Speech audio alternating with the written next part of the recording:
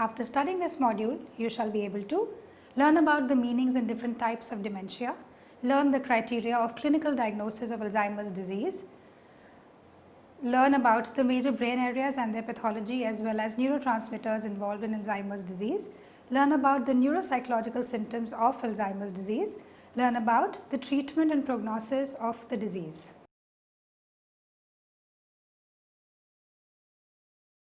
Dementia is a syndrome which is progressive in nature, that is, progressive cerebral failure. It is a degenerative disorder involving the compromise of multiple domains of cognition. The further classification of dementia based on clinical presentation or on etiology is, however, fraught with difficulties. Despite this emerging view since mid-1970s, there has been that dementia can be classified into, based on the site of damage, various categories. Types of dementia. Dementia may be classified into two categories, cortical dementia and subcortical dementia.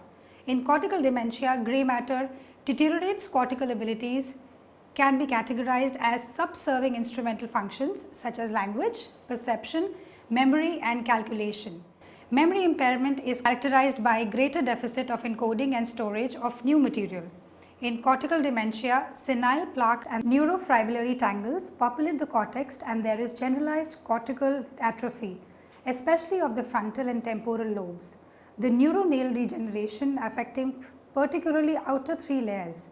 In terms of cognition, evidence suggests that cortical dementia evolves and develops differently from subcortical dementia. Stern in 1998 evaluated cognitive changes over 1 to 3 years prior to the time dementia was diagnosed in 40 matched pairs of patients with cortical and subcortical patients. The results showed decline in naming on the Boston naming test and in performance on the selective reminding test. The decline was more rapid in subcortical than in cortical dementia. There is evidence to suggest that patients with cortical dementia are disproportionately impaired in category fluency as compared with letter fluency, a fact that comfortably fits with more severe semantic memory problems. It has also been claimed that cortical dementia is characterized by accelerated forgetting. In this kind of dementia, extensive remote memory loss with some degree of relative sparing of early memories is found. This is specific for autobiographical memories as opposed to memories of famous events. In subcortical dementia, white matter is disrupted. Subcortical structures include the basal ganglia, diencephalon, thalamus and hypothalamus, and mesencephalon, midbrain and cerebellum. They have a role in arousal, attention, mood, motivation, memory, abstraction, and visuospatial skills. There is a marked psychological incompetence associated with minimal memory loss. There is absence of aphasia, apraxia or agnosia. Characteristic symptoms of subcortical dementia are forgetfulness, showing of thought processes, mild intellectual impairment, apathy, inertia, depression, and inability to apply knowledge. Difficulties in problem solving and abnormalities of judgment and insight may occur. Subcortical dysfunction slows information processing and adversely affects memory, cognition, mood and motivation. Memory impairment is characterized by greater deficit of spontaneous recall. As a result, memory assessed by clues and recognition test is usually superior to free recall. Articulation and verbal fluency is impairment, but language is spared. The lesions occur predominantly in the basal ganglia, the brain stem nuclei and the cerebellum. In addition to clinical features of underlying disease, Parkinson's, Huntington's and others, psychiatric disturbance, bradyphrenia, frontal executive dysfunction and impairment in memory, which is characteristic of subcortical dementia, may be present. Psychiatric manifestations of subcortical disease come primarily in the form of personality changes and affective disorders. Apathy and irritability are common, found by Arsenault et al. In 1999, and depression is said to be significantly more common in subcortical than in cortical dementia. Arsenault et al. In 1999 found that 38% with Huntington's had depression. Slow thinking has been demonstrated in both Parkinson's and Huntington's and is independent of motor slowness. Frontal executive functions evidenced by difficulties with verbal fluency, set shifting, categorization and planning are also disturbed. Learning impairment is also present, which can partially be corrected by providing richer cues to encourage learning and promote recognition. In Huntington's, there is a flat, uniform loss of remote memories across all earlier periods. There is a difficulty in dating past events. Alzheimer's disease. Alzheimer's disease was named after its discoverer Alois Alzheimer. According to Perry and Hodges in 1999, Alzheimer's disease for a very long time considered as dementia. It was characterized by global cognitive impairment, and indeed little distinction was made between types of dementia. Earlier studies often referred to senile dementia and probably included patients with various etiologies, including multi-infarct dementia, cortical levi body disease and frontotemporal dementia, as well as Alzheimer's disease, found by Perry and Hodges in 1999. Later on, with the detailed examinations and further researches, Alzheimer's was characterized as a distinctly different disorder. Alzheimer's disease has been defined by McCann et al. In 1984 as a brain disorder characterized by progressive cortical dementia. Alzheimer's disease is irreversible and thus results in an inevitable decline. Most devastating and prevalent of dementia, Alzheimer's represents one of the leading causes of death overall for people older than 65. No single cause can be ascertained for AD, and the causative factor in majority of cases remains unknown. AD is invariably linked to increased age that leads to speculations that it is a disease of accelerated aging, which directs us to the apparent fact that if everyone lived long enough, Alzheimer's would be inevitable.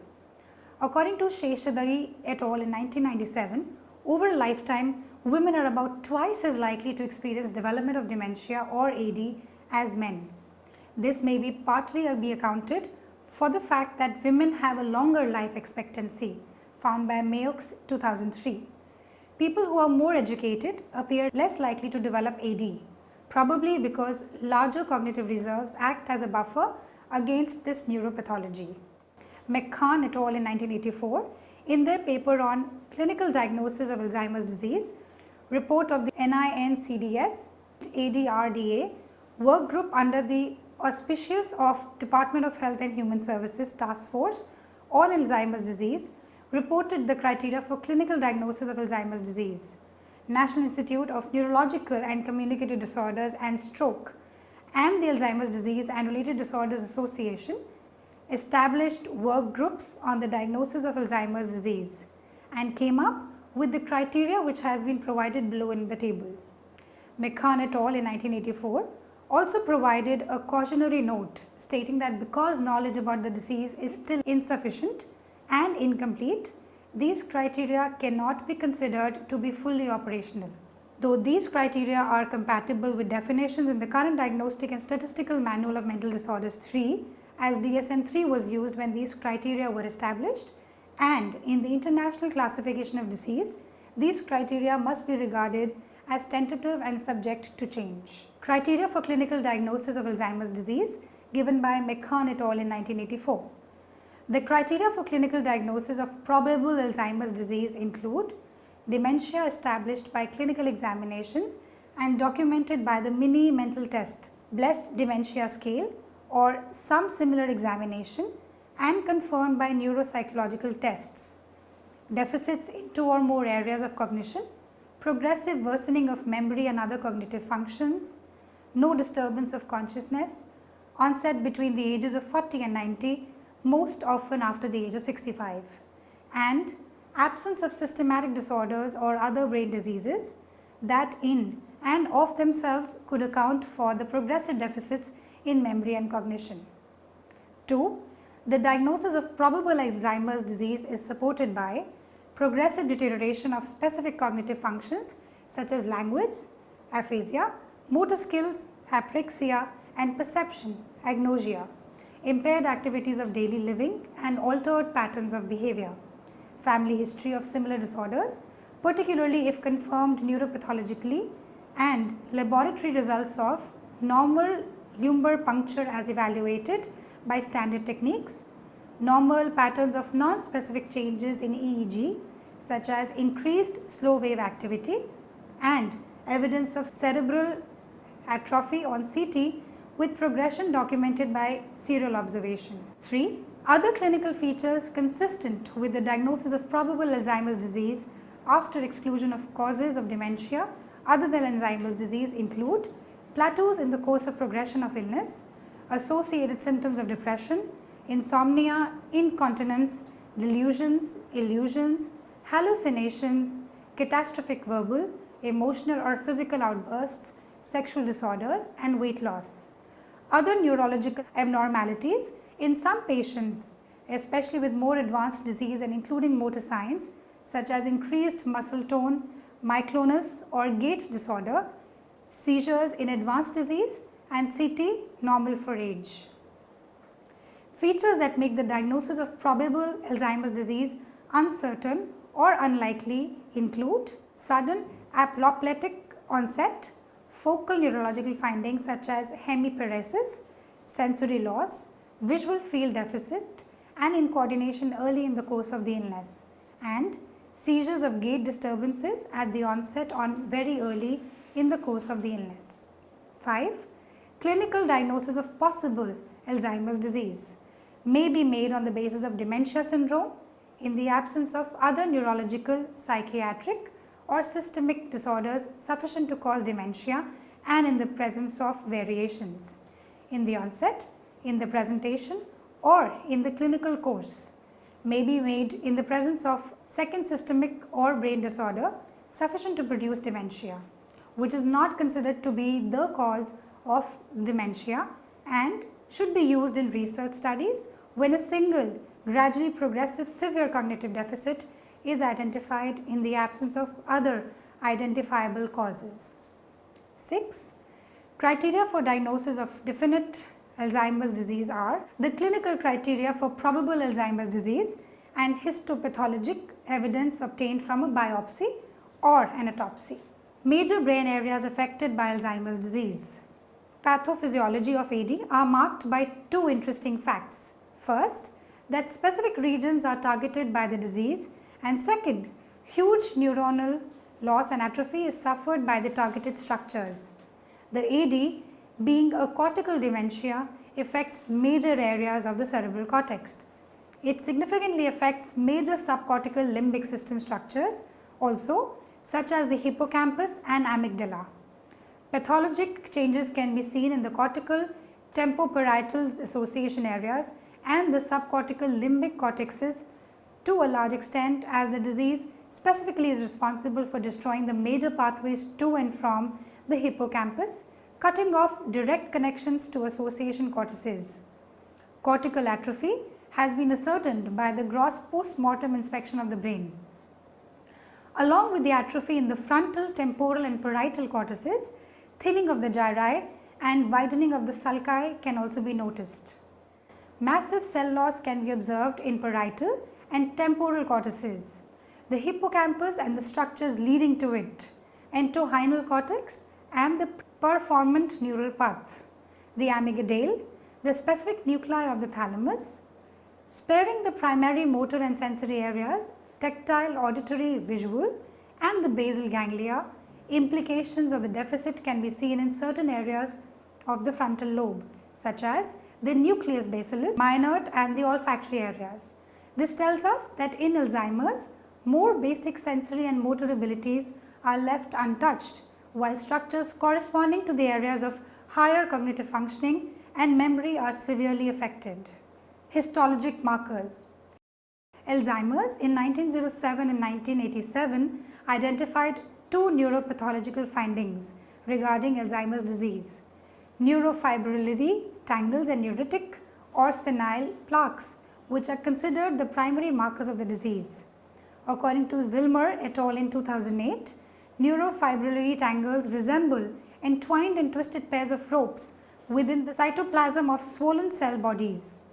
Tangles consist of proteins termed tau proteins, which are believed to accumulate as a result of abnormal phosphorylation. The excessive collection creates tangles that are dispersed throughout the brain, but disproportionately in the areas just listed, including the temporoparietal areas and the hippocampal complex, found by Zillmer, Spears and Culbertson in 2008. Alzheimer's described neurotic plaques as clump-like deposits in the neuropil. They are round aggregates of cellular trash that have a particularly affinity for the regions where the majority of synapses lie, that is the neuropile. The synapses eventually disintegrate, leaving holes and neuritis, that is pieces of axon and dendrites, where there were once active connections. Plaques are likely to concentrate in the frontal and temporal regions and especially around the hippocampal formation, found by Zubenko, Musi, Martinet, Rao, Kopp and Henin in 1989. Neurotransmitters affected in Alzheimer's disease. The onset of AD might impact multiple neurotransmitter systems, but acetylcholine ACH is a neurotransmitter that gets directly affected in AD.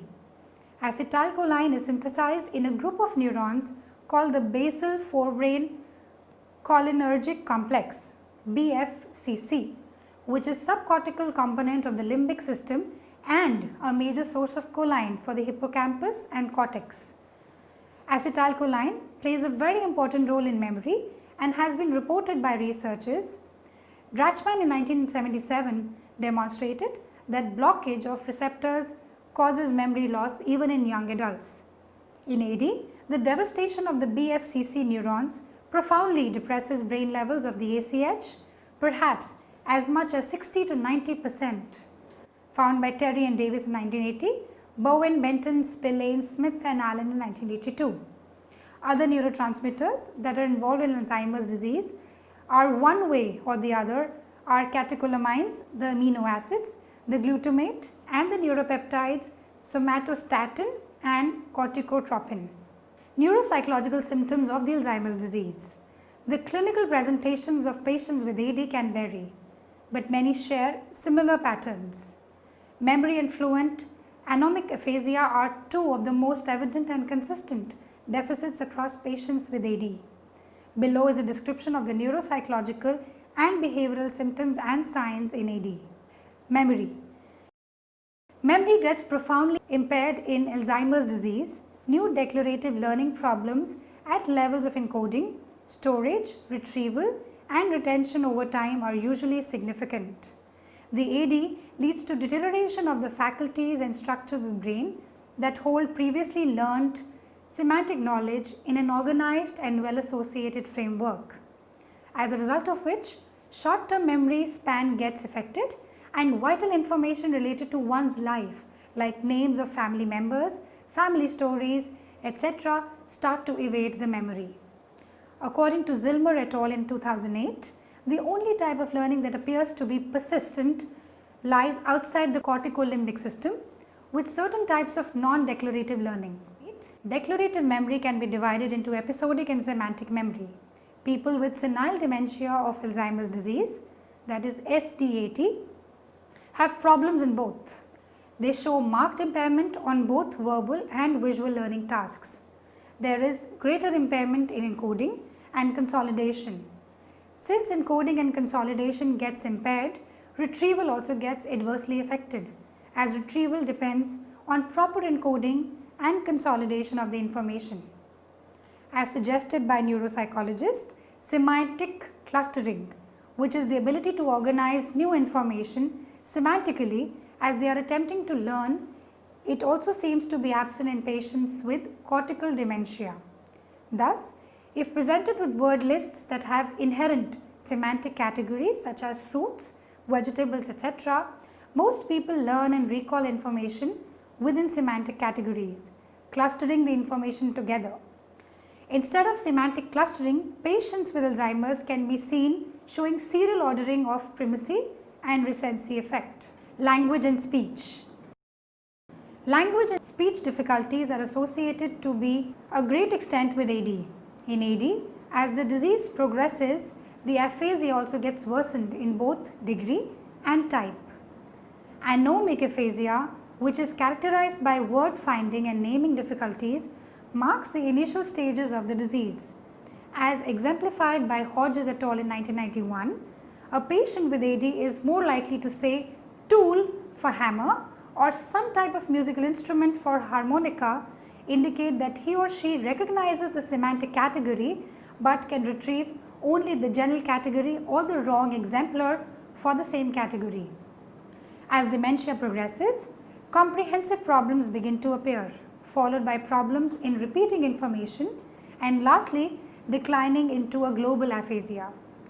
Tests such as Boston Naming Test, the Boston Diagnostic Aphasia Examination, the Western Aphasia Test, and the Token Test with reporters tests can be used to test language skills. Executive functioning. Perseveration of thought can be easily noticed by family members of the patient with AD. It becomes evident as the person tells stories over and over or asks questions repeatedly. Frontal impairment leads to many apparent personality changes, and the person can very well be seen losing his or her flexibility. Repeated behaviors such as checking, rechecking may emerge from the combined effect of a poor memory and increased perseveration. The capacity to self-monitor, that is, to regulate one's own behavior and performance, is lost, and the patient with AD appears to lose the overall metacognitive awareness. Visuospatial functioning. Middle stages of AD are characterized by visual spatial problems. Patients with Alzheimer's disease are not able to orient themselves to the environment properly. They find it difficult to navigate new routes and feel unsafe while driving. As a result, patients with AD usually show poor performance on a number of visuospatial measures. As in the other functional domains, the degree of impairment corresponds to the stage of dementia. According to Zillmer et al. In 2008, tests of line orientation, for example, Bonton Judgment of Line Orientation Test, spatial construction tasks such as Weiss-R design, copying such as Ray-Ostereth complex figure test, Bender-Gestalt, drawing such as clock drawing test indicate the presence of AD. Visual perception can be studied by the use of variety of tasks such as Golin incomplete picture test and the Hooper test. Attention can be monitored by tests such as reaction time tasks or by continuous performance tests. Complex tests such as Ray-Ostereth complex figure test appear more sensitive to impairment in the early stages of the disease than are simple drawing tasks meant to detect the disease. Motor and sensory function. Motor and sensory abilities are relatively preserved throughout the course of AD, suggesting that simple motor speed and strength persist until late in the course of dementia. In the list of motor and sensory functions that decline earlier in this complex motor behavior involving coordination and skill movement. Except olfaction, the disease processes appear to spare other sensory functions, that is, visual, tactile and auditory.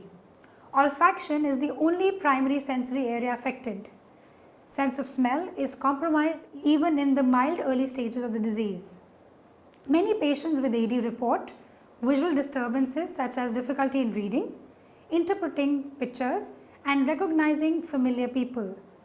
In regard to motor movements, praxis can be evaluated by tests such as those in which patient copies a drawing, cube, daisy, clock or house, or performs the block design subtest of the Wechsler Adult Intelligence Scale. Mood, emotion, personality and insight. In some patients of Alzheimer's disease, the symptoms include mood fluctuation, emotional disturbance and personality changes. The symptoms such as depression may represent an additional disorder. Suspiciousness of others and frank paranoid delusions may accompany memory dysfunction, found by Zillmer, Spears and Culberstone in 2008. Treatment and prognosis. There are no drug treatments available that can provide a cure for Alzheimer's disease. However, medicines have been developed that can improve symptoms or temporarily slow down their progression in some people. Alzheimer's disease is invariably progressive. Patients usually don't die directly from Alzheimer's disease, but rather from neuropsychological and physiological difficulties that manifest themselves during the course of the disease. The patients may die due to difficulty in swallowing or walking. These changes increase the possibility of severe infections, several infectious diseases such as pneumonia. Most persons with Alzheimer's disease can remain at home as long as assistance is provided by caregivers as the disease progresses. Throughout the course of the illness, individuals maintain the capacity for giving and receiving love, sharing warm interpersonal relationships, and participating in a variety of meaningful activities with family and friends. A person with Alzheimer's disease may no longer be able to do math, but still may be able to read magazine with pleasure. Playing the piano might become too stressful in the face of increasing mistakes, but singing along with others may still be satisfying. The chessboard may have to be put away, but playing tennis may still be enjoyable. Thus, despite the many exasperation moments in the lives of patients with Alzheimer's disease and their families, many opportunities remain for positive interactions. Challenge, frustration, closeness, anger, warmth, sadness, and satisfaction may all be experienced by those who work to help the person with Alzheimer's disease. The reaction of a patient with Alzheimer's disease to the illness or his or her capacity to cope with it also varies and may depend on factors as lifelong personality patterns and the nature of severity of stress in the immediate environment. Depression, severe uneasiness, paranoia, or delusions may accompany or result from the disease, but these conditions can often be improved by appropriate treatments. Although there is no cure for Alzheimer's disease, treatments are available to alleviate many of the symptoms that cause suffering. Summary: dementia is a progressive cerebral failure. Dementia may be cortical or subcortical in terms of regions of the brain. Alzheimer's disease is a significant manifestation of dementia.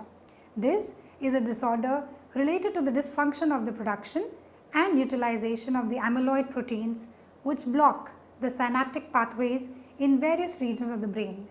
The predominant symptoms are progressive memory failure and several other neurocognitive dysfunctions such as language and speech, executive functioning, visuospatial functioning, mood and personality disorders. There is no specific treatment for AD and therefore the prognosis is very bleak.